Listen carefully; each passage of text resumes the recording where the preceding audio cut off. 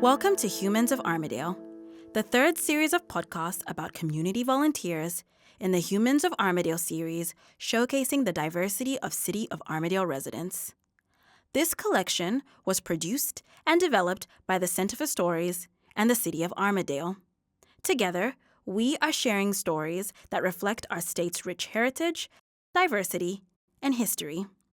The interviews you're about to hear were recorded on Wajak, Noongar Boja, and we pay our respects to their elders, traditional custodians, and knowledge keepers, who are the first storytellers of this place.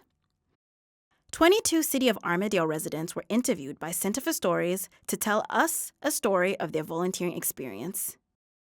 In this episode, we introduce Rod Caton. I started volunteering when I'd retired from work altogether. I was aware that the Champion Centre here was available, but I just didn't have the time while I was working. So when I sort of came here after I'd retired and checked it out, the leather work in actual fact really interested me. And it was sort of something that I've been wanting to do for ages.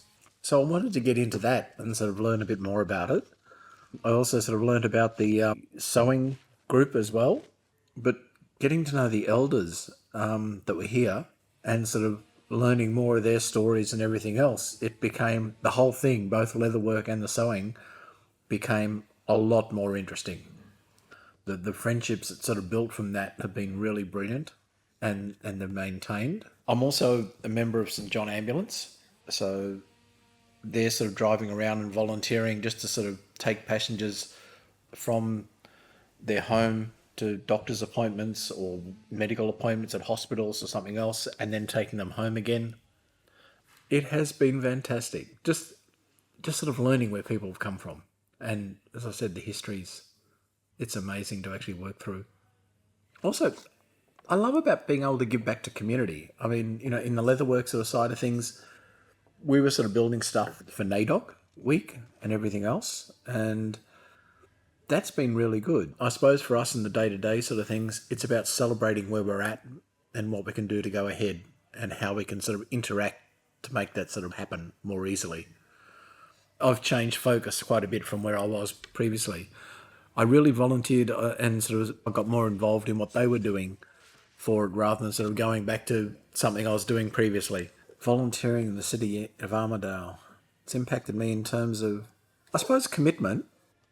People are actually sort of looking at what you've done or what you're doing, how you're actually sort of being responsible, I suppose, as you're going. To me and my feelings, I feel as if it's made me a better person than what I was before. I suppose you weren't really being part of you were sort of being part of the working machine, I suppose. It's been absolutely amazing. I love every minute of it and I would never, ever change it. Come along, have a chat. There's certainly people around, you know, you can get involved with, and you're giving something back to the community as you're going. It really is worth it. Seriously, get involved.